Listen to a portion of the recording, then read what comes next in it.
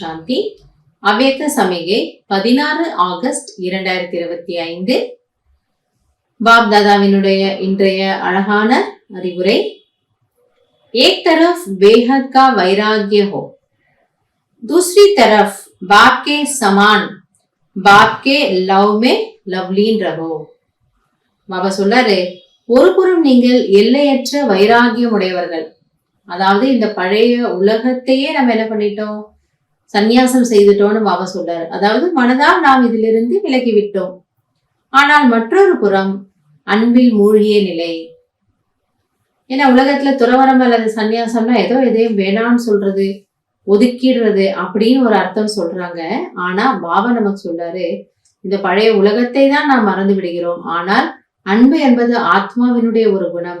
அந்த அன்பை நாம் பரமாத்மாவிடமிருந்து அனுபவம் செய்கின்றோம்.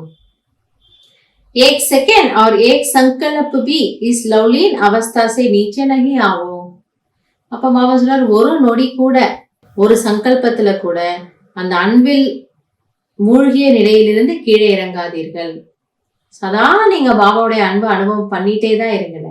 அந்த டேஸ்ட் எப்படி இருக்குன்னு நீங்க ஃபீல் பண்ணி பாருங்க.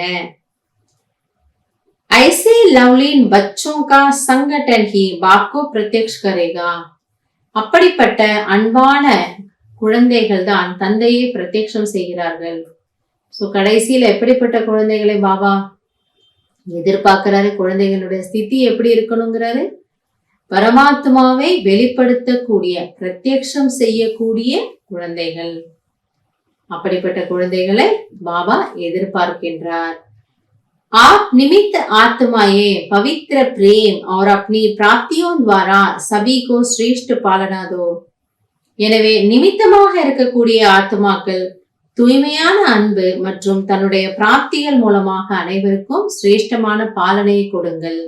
பாபா கிட்ட இருந்து நமக்கு எவ்வளவு தூய்மையான அன்பு கிடைச்சிருக்கோ, மற்றும் என்ன பிராப்திகள் கிடைச்சிருக்கோ, அது அவருடைய அன்பா இருக்கலாம் அல்லது தெய்வீகமான ஞானமா இருக்கலாம். அதுல இருந்து நமக்கு எவ்வளவு தெளிவு கிடைச்சிருக்கலாம், சக்தி கிடைச்சிருக்கும், பல இடங்கள்ல உதவி கிடைச்சிருக்கும்.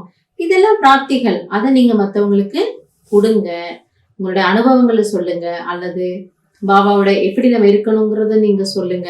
இப்படி பிராப்திகளை மற்றவர்களுக்கு கொடுங்கள், அதன் மூலமான பாலனை செய்யுங்கள். யோகிய பனாவோ அர்த்தாத் யோகி பனாவோ. ஆக பிறரையும் நீங்கள் தகுதியானவர்களாக, அதாவது யோகியாக ஆக்குங்கள். நாம இன்னொரு ஆத்மாவுக்கு பாலனை கொடுக்கிறோம், நாம கொடுக்கறது இல்ல, பாபா தான் நம்ம மூலமா கொடுக்கிறது. சோ நாம இன்னொரு ஆத்மாவுக்கு கொடுப்பதற்கு நிமித்தமாக இருக்கிறோம்னா அவர்களையும் நம்மை போன்று பாபாவிற்கு பிரியமான யோகியமான, அதாவது யோகி ஆத்மாவாக ஆக்க வேண்டும். யோகி அப்படின்னா அவர்களுடைய நினைவு எங்க போகுது, பாபா பக்கம் போகுது. அவர்களுடைய சங்கல்பம், ஸ்மிருதி எல்லாவற்றிலும் பாபாங்கிறது அவங்களுக்கு வரணும். சோ அது எப்ப வருங்கிறார் பாபா, நாம எப்ப அது போல அன்புல மூழ்கிய நிலையில இருப்போமோ, நம்முடைய தொடர்புல வர்றவங்களுக்கும் அதை நாம சொல்லி கொடுப்போம். அவர்களையும் அது போல பாபா குழந்தையாக, பக்காவான ஆத்மாவாக நாம் மாற்றி விடுவோம். நல்லது. ஓம் சாந்தி.